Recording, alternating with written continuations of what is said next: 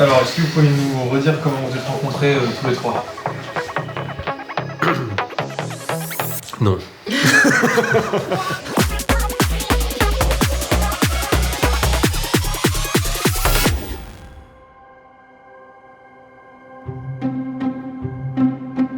The story of Battlecool Arena began with friendship. The friendship between Yannick, Arthur, and Romain. Three gamers with a dream. Let's go back in time, where it all started. On s'est rencontrés dans notre ancienne entreprise où on travaillait tous les trois ensemble. C'est marrant parce qu'on avait tous des visions assez différentes des jeux auxquels on aimait jouer. Il y avait plus du compétitif, du narratif. Chacun avait un peu sa vision différente et on a quand même réussi en discutant à trouver un sujet commun, un projet commun. Et donc c'est un peu comme ça qu'on a décidé de se mettre ensemble et de travailler ensemble sur le projet, quoi. Step by step, the idea of a game began to form in the minds of our three friends. Until one day... On s'est retrouvés sans animateur 3D et on s'est dit mais comment on fait un jeu vidéo sans animer des personnages? C'est là qu'on s'est dit en fait on peut simplement peut-être faire des sphères et ça matche parfaitement avec notre concept de jeu qui est géré par la physique.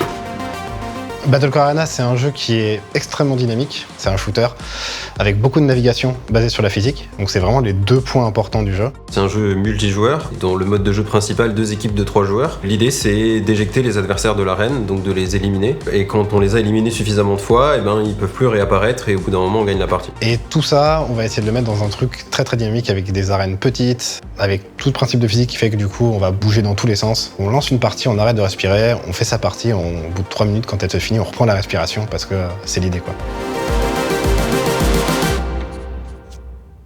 Quand on a commencé à bosser, j'avais pas d'endroit fixe moi pour bosser, j'avais juste mon PC portable et du coup j'allais justement squatter chez Arthur. Il me filait un coin de bureau pour commencer à prototyper le jeu. Mais c'est vrai que chez Arthur c'était un peu notre QG.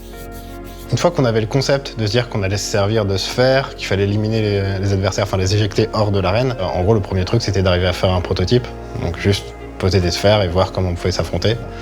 Et après on a commencé à raffiner petit à petit.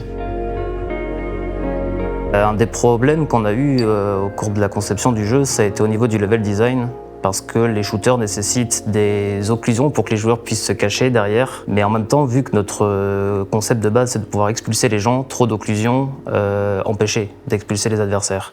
Du coup, il a fallu trouver un équilibre entre les deux. On a commencé par créer des maps en forme de bol, et on a très vite compris que ça ne marcherait pas.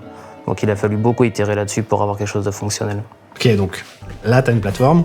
On met une deuxième plateforme en face, de chaque côté de l'arène. Ensuite, on fait 2 espèces de ponts là, qui rejoignent. On peut faire un truc comme ça, tu vois, qui relie les 2 plateformes, avec un truc au milieu là. Donc là, du coup, il y a du fight. Mais tu peux te rattraper par en dessous. Enfin, ça se voit pas trop, mais là, sous le truc. Ici. Puis on rajoute quelques obstructions là, sur les côtés là, pour pas se faire... pas que le joueur se fasse directement éliminer quand il arrive ici. Tu vois à peu près l'idée? J'ai rien compris. Et c'est là qu'on a su que Yannick serait pas artiste.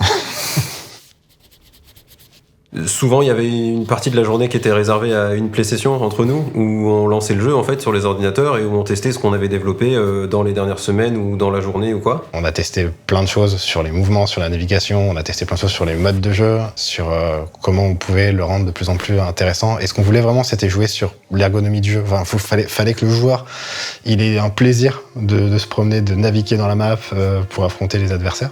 For the trio, everything happened very quickly. First, they launched their company, Cosmic Ray Studio. Alors en fait, on a appelé notre studio Cosmic Ray parce que Ray, R-A-Y, c'est nos 3 initiales, Romain, Arthur et Yannick. The newly formed Cosmic Ray Studio then launched the game on Steam. A small community was formed, but the team wanted to go further, so they were looking for a platform to raise awareness on. Animasia, in Bordeaux, a local anime and pop culture festival looked perfect. But... on n'avait pas d'argent. On n'avait pas la moindre thune, en fait. L'idée, c'était de faire venir des développeurs de jeux vidéo indépendants pour qu'ils puissent présenter leurs projets à la fois au public et à la fois aux professionnels du jeu vidéo qui étaient présents là-bas. Et le truc, c'est que vu qu'on n'avait pas d'argent, on a dû refuser quelques fois jusqu'à ce qu'au bout d'un moment, les gens nous disent « Ok, on vous offre le stand, donc venez ». Donc c'était la première fois qu'on présentait le jeu au public et que vraiment on le mettait dans les mains des joueurs devant nous. They managed to sign up, found out there was a prize to win, and won it, of course. Qui est juste là-bas. Celui-là. Et on a même des joueurs qui ont passé une bonne partie du week-end sur notre stand à jouer au jeu et à pas faire grand-chose d'autre. Et ça nous a fait un peu bizarre de nous dire qu'il y avait des gens qui commençaient à vraiment kiffer notre jeu en fait. And this prize opened a new door that would ultimately lead them to Ubisoft Bordeaux. Depuis qu'on est arrivé à Ubisoft, il y a vraiment beaucoup de choses qui ont changé sur le jeu parce que en fait c'est assez évident, nous on n'était que 3. Aujourd'hui on est plus d'une vingtaine à travailler sur le projet, donc déjà on a changé le modèle économique du jeu. Aujourd'hui on le passe en free-to-play, donc le jeu il est gratuit pour jouer et ensuite il y a un modèle économique à l'intérieur qui permet au jeu d'être rentable. Ensuite on a largement diversifié le gameplay qui est en place dans le jeu aussi, qui fait qu'au début de chaque partie maintenant on peut choisir des équipements parmi plusieurs. Mais voilà, aujourd'hui, en fait, le jeu est fonctionnel et ça aurait jamais été possible sans Ubisoft, je pense.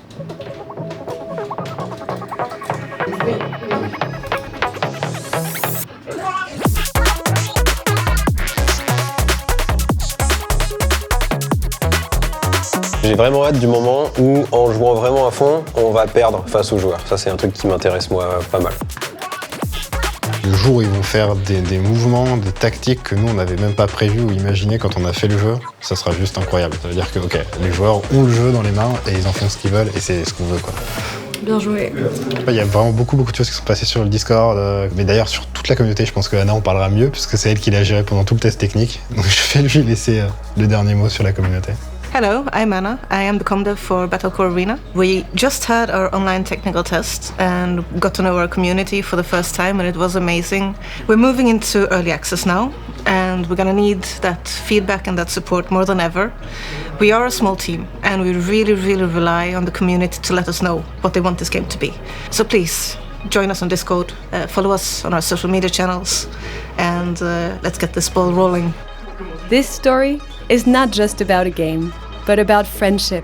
With Battlecall Arena, Arthur, Yannick and Romain certainly haven't changed their way of seeing their crew. On the contrary, they have simply expanded it.